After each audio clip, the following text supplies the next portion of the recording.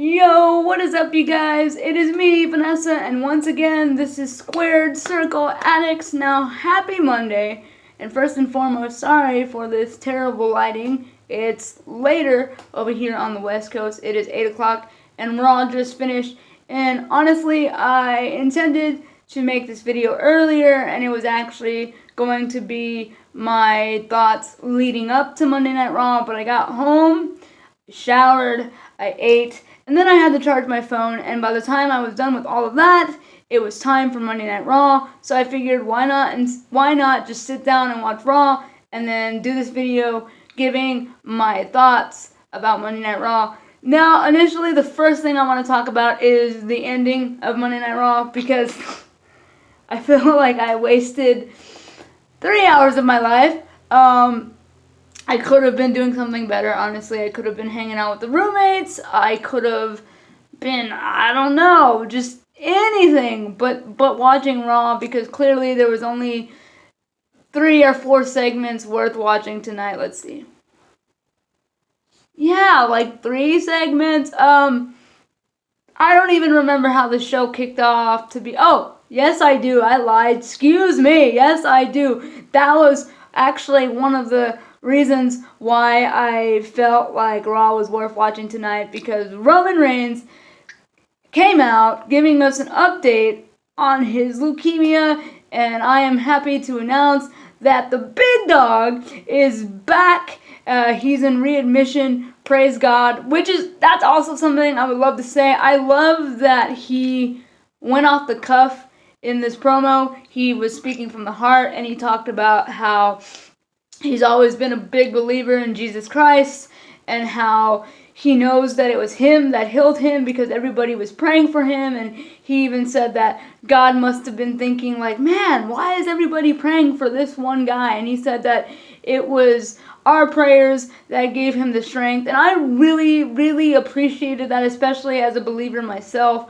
I was like, man, like, they're letting him talk about religious stuff on TV, because truthfully, that's something that, like, hardly ever happens on TV. So he talked about how he was in readmission, and then the crowd started chanting WrestleMania, and he said, we'll get to that. He's like, we need to walk before we can run. But, you know, the gist of it was that he was back, which is phenomenal, and I'm so happy. Like, honestly, I will be 100% honest with you.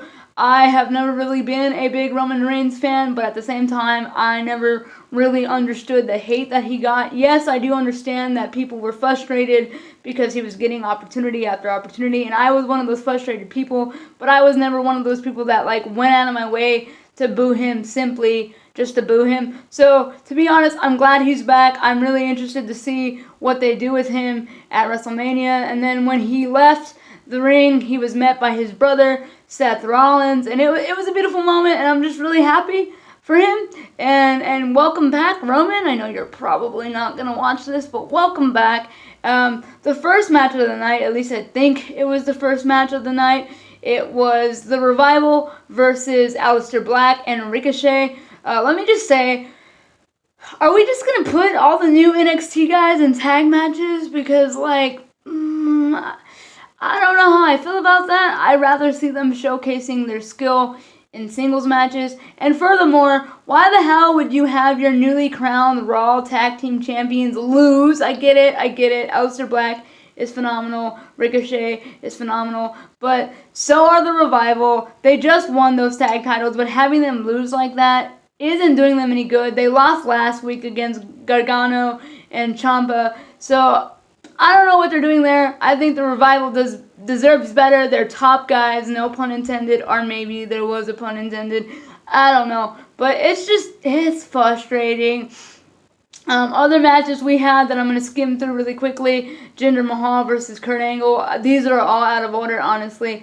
But that match was fairly quick. Kurt Angle disposed of him. Another great moment tonight, I guess I could say, or at least one of the moments that I enjoyed, was the match between Finn Balor and Lio Rush. He defended his Intercontinental Championship. Of course, Finn Balor retained. But my most enjoyable part was actually the beginning when Finn Balor was on this moment of bliss, and Alexa Bliss pretty much made a pass at him and said, like, the only thing I don't like about that Intercontinental title is that it covers up your glorious abs. And then she was like, if you show me your abs, I'll show you mine. But then Leo Rush interrupted, and I was like, damn, girl, you hitting on freaking Finn Balor? I was like, girl, trust me. I don't blame you. I understand. And it was just funny because, to be completely honest, I fancy both Finn Balor and Alexa, meaning I both think they're fairly attractive. So I was like, this is entertaining to me. So I thought that was pretty funny. The other match that I kind of enjoyed, I don't know how I feel about it, honestly. I was just happy to see my girls on TV, to be completely honest. It was Sarah Logan and Ruby Riott versus Natalya and Ronda Rousey. And the match was prematurely interrupted because the man came around, Becky Lynch. That is right, Becky Lynch came around and she beat the holy crap out of Natalya with a crutch. And then, security had to restrain her, cops had to restrain her. They put her in handcuffs because, like Triple H said, that if she did that again, she would be arrested. And there was this whole bit where Becky was like, easy on my hands, I need those hands to hold up my women's title. And I don't know why, but that line made me laugh because I was like, that's right, girl, you tell him. And Becky got arrested, and this is the biggest story of the night, in my opinion. I'll get to the ending in a bit because I am angry about it. But Becky got arrested, and Ronda pretty much took the mic and demanded that the chairman of the company, Vince McMahon, come out. She was like, I'm tired of this. No, we're not doing it like this. And Stephanie came out, obviously. And then there was this whole segment between Stephanie and Ronda was like, I know you're out here to do your old man's bidding, but I want to talk to, your dad. And then Stephanie was pretty much like, it's not going to happen. So then Ronda cut one of her better promos tonight. Yeah, she did still stutter a little bit, but I was like, damn, girl, that's right, Ronda, you're doing good. You're practicing. Like, I don't know, I was very proud of her, and to me, by this promo, clearly WWE is setting up a triple threat match. Ronda versus Becky versus Charlotte at WrestleMania. At one point, the crowd even started chanting triple threat, but that's beside the point. Clearly, I think Ronda's role in this match is she's playing a tweener. I think she's not really a heel. She's not really a face, because I feel like people are still booing her, but at the same time, I feel like people dislike Charlotte more because obviously Charlotte keeps repeatedly stealing Becky's opportunities. But it was great because there was a moment that Ronda and Stephanie had where Ronda pretty much said, like, think about your legacy, think about the women's like, roster, think about the evolution and everything that it's culminated to. And she said, think about your daughters, like, give the people what they want, give the people what I want, reinstate Becky, put Becky in the match. And like I said, that's where the triple threat chance came from. And then Stephanie said that it wasn't that easy and that it couldn't be done. And she was like, I understand that you're upset, but it's not going to happen.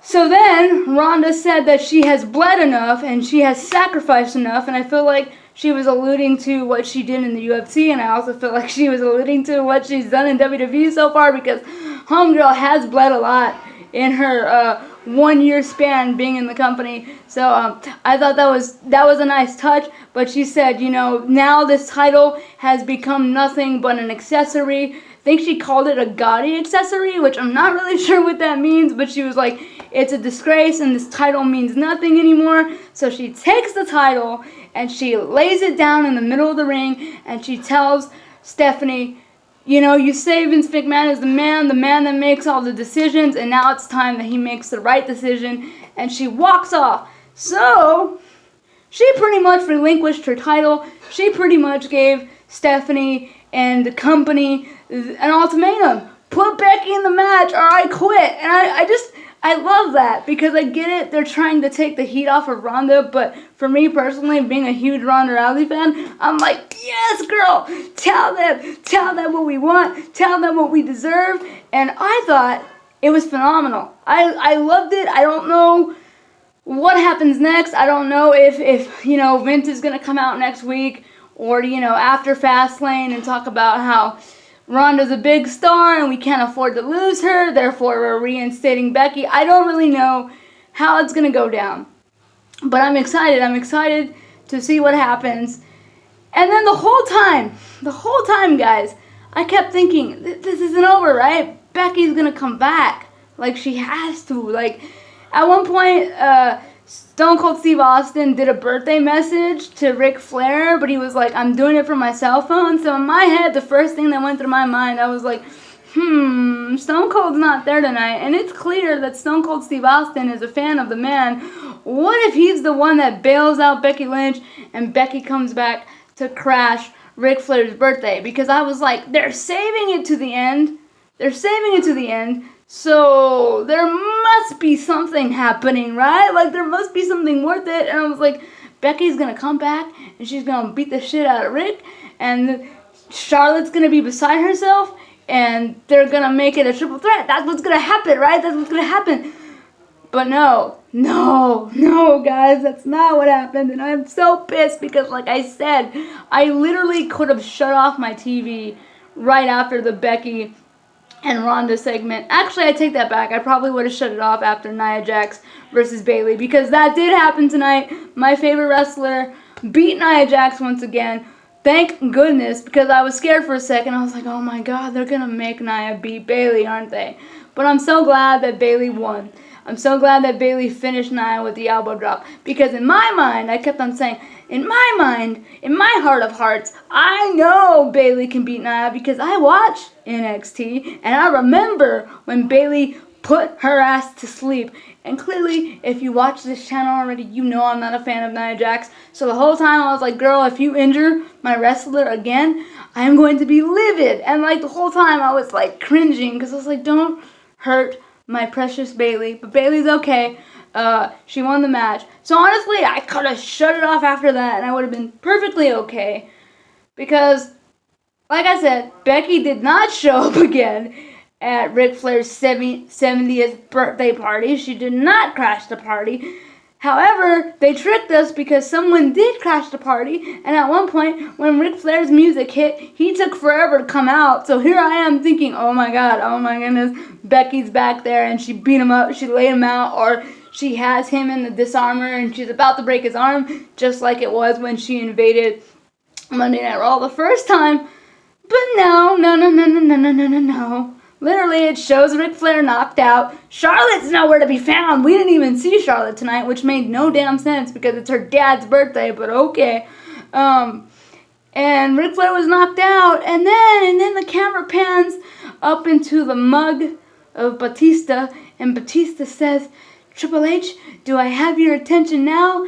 And then Triple H rushes to the back and checks on Ric Flair, and he's knocked out, and he's being medically attended to, and that is how Raw closes. That is how Raw ended, and I am so pissed because I literally could have been doing so much more with my time. Me and my friends at home, we have this show that we watch together, and I honestly could have watched that show instead of Raw, but I stayed because I thought we were gonna see the man again, but we didn't, and I just thought it was stupid. It was stupid. It was poor, lazy writing. Okay, clearly they're building up to Batista versus Triple H at WrestleMania. To be completely honest, I could give two shits about that. I get it, okay, they need to build up to more matches to WrestleMania because at this point it's like, 42 days away or something like that, and like hardly 2 matches have been announced, I think. Yeah, 2 matches, which is like Charlotte and Ronda, which obviously Becky will be added in later, let's not kid ourselves, and then Kofi Kingston versus Daniel Bryan. Oh wait, that's not even announced. That's for Fastlane. Do we even have a second match announced for WrestleMania? Oh yeah, that's right, we do. Brock Lesnar versus Seth Rollins. Those are literally the only 2 matches announced for WrestleMania with less than a month away. So I get it. They need to start building the card. They need to start getting us invested.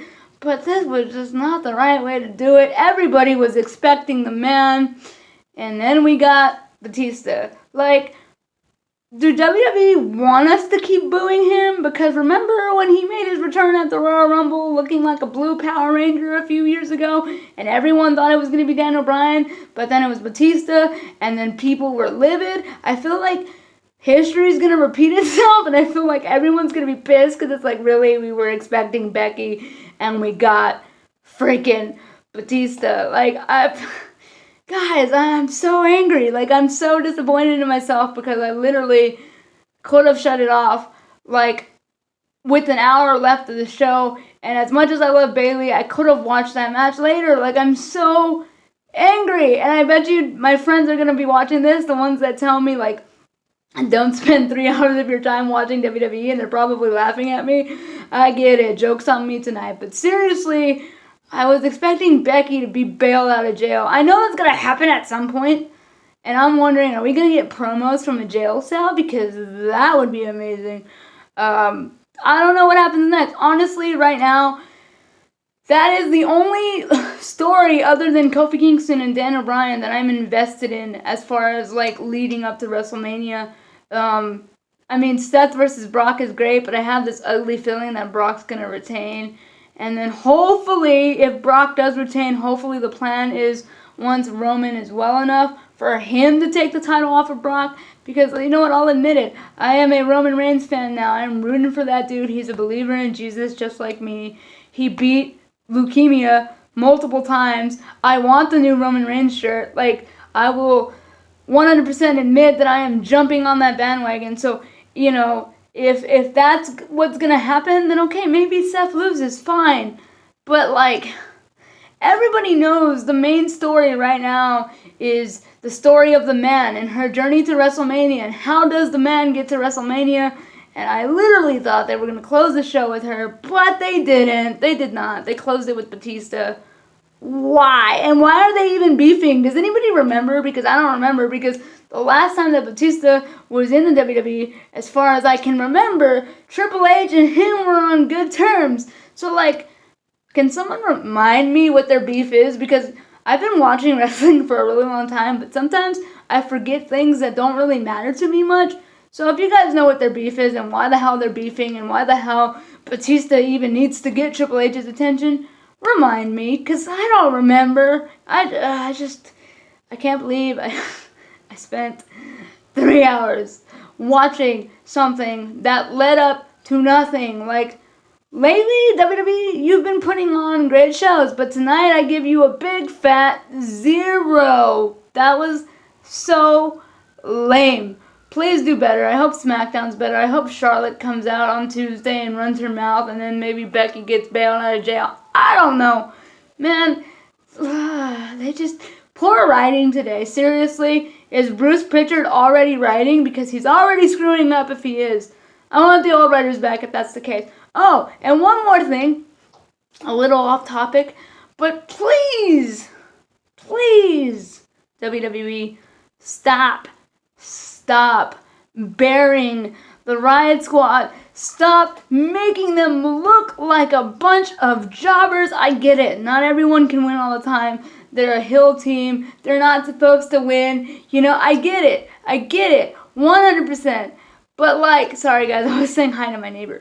But, like, really, I'm so tired of them losing. Liv deserves better. Ruby deserves better. Sarah deserves better. I don't know. It's weird because last week I was praising WWE and how great they're doing, and then it took one whole week to flip it over on me again, and now I'm bitching again. So, I don't know. I guess that's the thing about WWE. It's a love-hate relationship. It's abusive. I don't know. It's literally the longest relationship I've ever been in. 23 years, man, and they just, sometimes they love me, and then sometimes they break my heart like they did tonight. So, I don't know. I mean, let me know. What did you guys think of Raw? Am I overreacting? Was it great? Was it bad? I give it like a 2 out of 5? I don't know. It just wasn't that great. But let me know what you guys think. And as always, if you like what you heard today, please subscribe and turn on those notifications. That way you know that I post. And also, if you want more rants like this, because I rant a lot, especially when I'm upset, please follow me on my personal social media accounts at Instagram and Twitter at GreatLove91. Until next time, I'll see you guys on Friday. I have fun things planned for Friday's video. I have 2 ideas. I don't know which one I'm going to go with. I might take a poll on Twitter. I might take a poll on Instagram. So like I said, follow me so you can be a part of the decision-making process. And I will see you guys soon. Take care. Stay safe. Stay happy. But most importantly, stay addicted to the squared circle. Later, guys.